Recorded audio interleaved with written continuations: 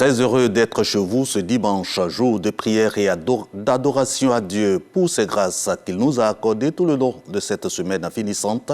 Bonjour et bienvenue à vous tous dans ces 15 minutes d'information matinale.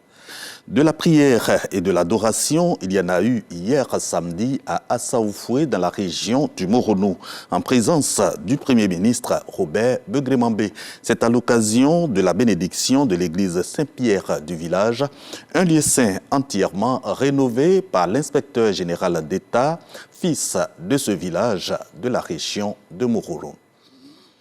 Témoin Alexis Ouedraogo. On le surnomme le Jérusalem du Moronou. Le village d'Assaoufoué est la porte d'entrée de l'évangile dans la région. Sa première paroisse, construite en 1970, a été entièrement rénovée par l'inspecteur général d'État, Théophile Awandoli, fils de la région.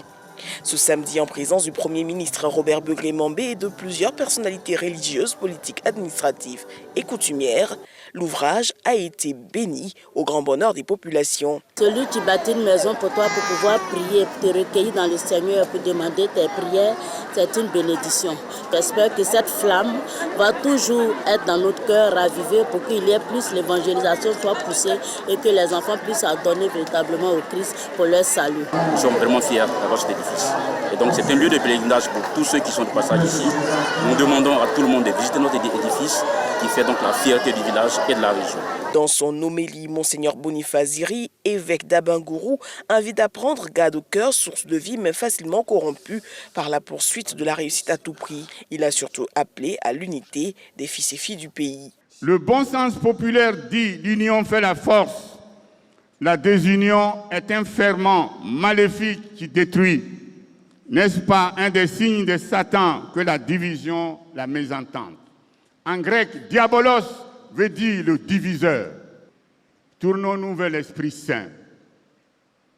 Le monde d'aujourd'hui est tragiquement marqué par un esprit de ce genre qui empêche les couples de s'entendre, des parents et des enfants de se parler, des cadres de se mettre ensemble pour développer leur village, leur ville.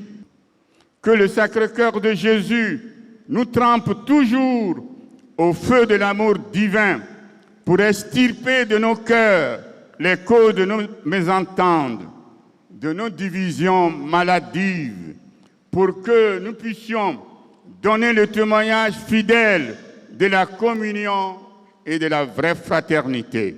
Bénédiction de l'autel, l'occasion pour Théophile Awandoli de dire sa reconnaissance à Dieu pour ces 12 années de travaux.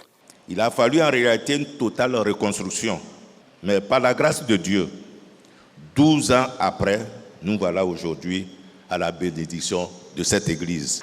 Mon sentiment personnel est un sentiment de satisfaction d'avoir réussi à faire ce don à Dieu. Salomon a dit, et je cite, et je m'approprie, Seigneur, daigne exaucer la supplication de ton serviteur et de ton peuple chaque fois qu'ils prieront à ces lieux. Le chef du gouvernement, invité de ce jour, a fait plusieurs dons à la paroisse avant d'exhorter les fidèles et la population à croire en Dieu. La beauté de ce temple reflète la profondeur de la foi de ceux qui l'ont bâti. Ce qui est le plus important, quand on a fini de bâtir le temple physique que les yeux peuvent voir, il faut maintenant bâtir le temple intérieur que les yeux ne voient pas, mais que seules les actions que nous posons permettent de comprendre, de lire et de voir que Dieu est en vous ou en nous. Comme pour la prière du roi Salomon, la paroisse Saint-Pierre de Assaoufoué se veut désormais un lieu d'exaucement. Allons au Sénat à Yamoussoukro. 3 projets de loi adoptés en commission, ce sont tous des tests qui militent en faveur d'une utilisation efficiente de nos ressources forestières et animales. Bien évidemment, ces projets de loi ont été soumis aux sénateurs par le ministre des Eaux et Forêts, le ministre Laurent Tchagba. Kader Sogodogo. Le ministre des Eaux et Forêts, Laurent Tchagba, est au Sénat.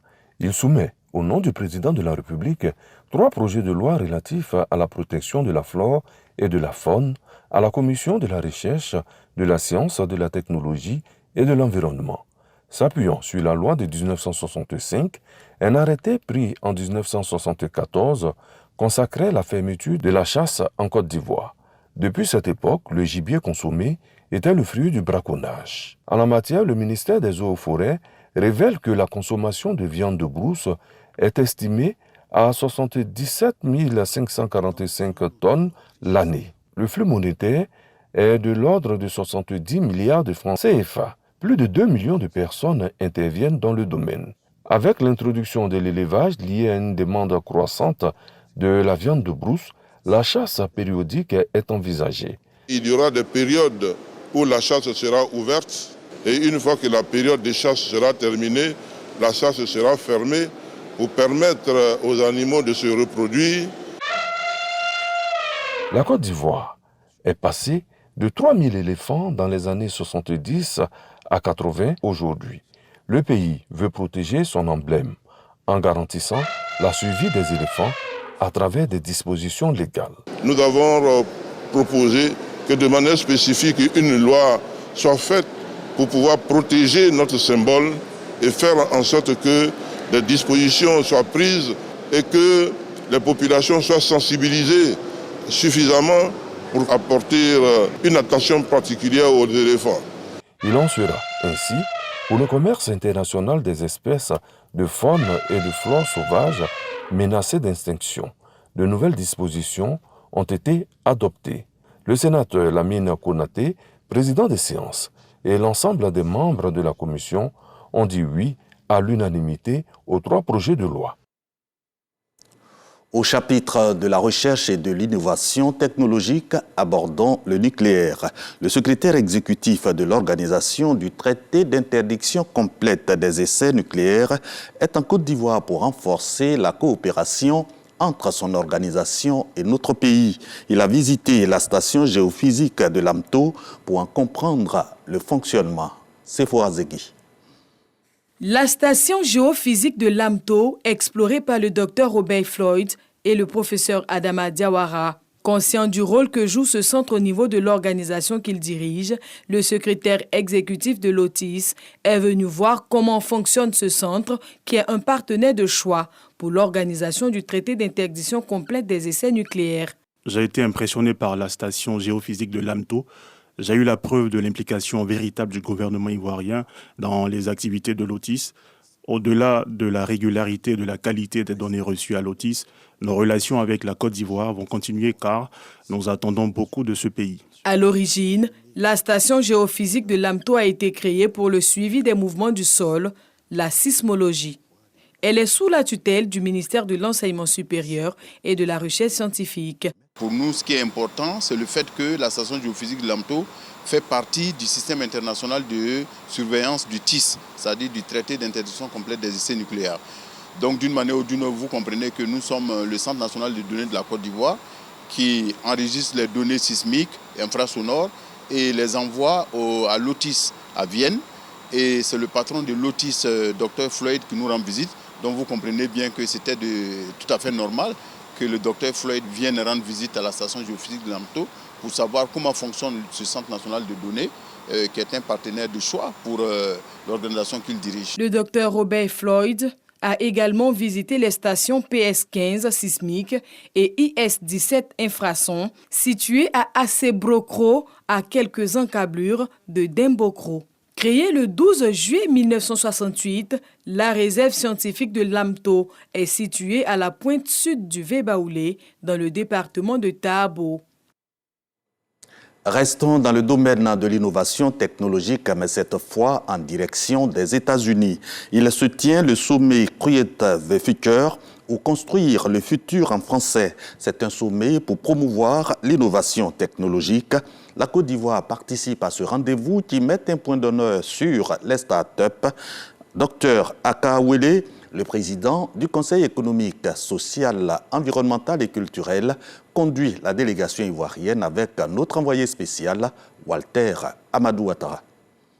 États-Unis d'Amérique, l'Université de Berkeley, en Californie, accueille le sommet « Construire le futur avec les nouvelles technologies ». Ils ont réussi à pouvoir injecter de l'argent qui a servi à financer les startups qui se sont développées au niveau de la Silicon Valley en leur donnant des marchés publics, étant les premiers clients de ces startups. Donc c'est ce qu'on va essayer de répliquer aussi au niveau du gouvernement, mais aussi l'implication du secteur privé. Si nous pouvons créer cet état d'esprit dans nos établissements, que lorsque les étudiants arrivent, ils viennent avec des idées et ils cherchent vraiment à utiliser les ressources dont dispose l'école pour mettre en valeur cet esprit que nous voulons créer. C'est ce que nous avons découvert ici en Californie. Récemment, la Côte d'Ivoire était à Vivatech. Aujourd'hui, c'est Create the Future. En septembre, à Washington, D.C., c'est DC Startup Week.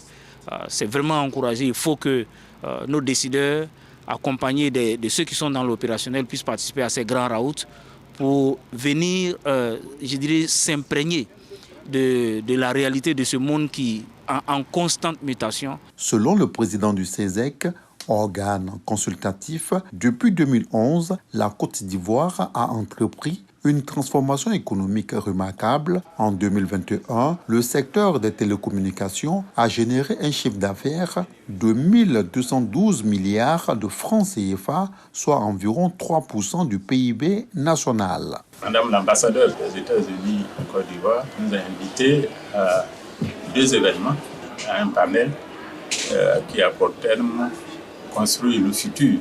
Et après ce panel, il s'agira pour nous de participer à une mission commerciale dont l'objectif majeur est de booster les échanges entre la Côte d'Ivoire et la région de la Californie. Grâce aux efforts conjugués, notre pays se positionne désormais au 4e rang en Afrique de l'Ouest et au 17e rang sur le continent africain selon l'indice de développement des technologies de l'information. Cette mission vise à faire davantage évoluer la dynamique. Sur place ici à Abidjan, célébrons ce jeune champion du monde en informatique.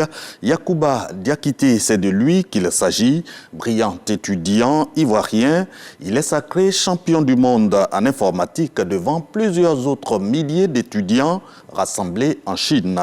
Yacouba hisse ainsi notre pays au sommet du monde et la Côte d'Ivoire, à travers le ministre de la Transition numérique, est reconnaissante à son génie informatique. Sidonie Davila. Sacré champion du monde en informatique, Yacouba Diakité est de retour au pays. Ce mercredi, le ministre de la Transition numérique et de la digitalisation, Khalil Konaté, a tenu à recevoir le jeune champion pour lui exprimer les félicitations de la nation. L'informatique est bien plus qu'une simple passion pour moi. C'est un domaine qui éveille ma curiosité. Remporter ce titre prestigieux représente pour moi non seulement une réussite personnelle, mais aussi le fruit d'un travail acharné. Mes remerciements s'adressent à son Excellence, M. Alassane Ouattara, président de la République, pour la promotion de l'excellence. Le ministre a salué l'exploit de Diakité tout en soulignant son importance pour la jeunesse ivoirienne et le secteur numérique. Son Excellence, Monsieur le Président de la République, a décidé de faire en sorte que nous introduisons les technologies numériques dans tous les secteurs d'activité en Côte d'Ivoire. Monsieur Diakité, voilà le challenge que le président de la République nous donne. Et le fait que vous soyez premier dans le monde en matière donc de développement informatique nous donne l'espoir que les centres d'innovation que nous voulons construire seront dirigés par des Ivoiriens comme vous. Yacouba Diakité est un ancien élève de l'École supérieure africaine des technologies, de l'information et de la communication ESATIC. Ses anciens camarades de classe et le personnel de l'école présents à la cérémonie ont exprimé leur fierté de le voir exceller. Le jeune champion a reçu plusieurs présents. Cette marque de reconnaissance a également été étendue à sa famille biologique résidant dans la commune d'Atekoubé. Une délégation conduite par le ministre de la Transition numérique s'est rendue chez ses parents. Le Premier ministre me charge de vous annoncer officiellement que le président de la République lui a demandé de prendre en charge entièrement l'année 2024-2025 de votre fils à Tunis. Yacouba Diakité est étudiant en cycle ingénieur en data science à l'université TECAP de Tunis, en Tunisie. Major de sa promotion, il a brillamment décroché le titre de champion du monde en informatique face à 170 000 étudiants issus de 80 pays. Dans l'actualité internationale, élections européennes. Avant la fermeture des derniers bureaux de vote ce dimanche à 23h, heure de Paris, en Italie, les dirigeants des 27 pays devront déchanter face aux sondages qui prédisent une nouvelle poussée des partis centrifuges. Sur notre continent, à Madagascar, élections législatives, la publication des résultats provisoires prévus pour ce samedi 8, reportée à mardi 11 juin 2024. Merci de votre attention. L'actualité revient à 10h et moi je vous retrouve demain. Excellent dimanche sur RTI 1.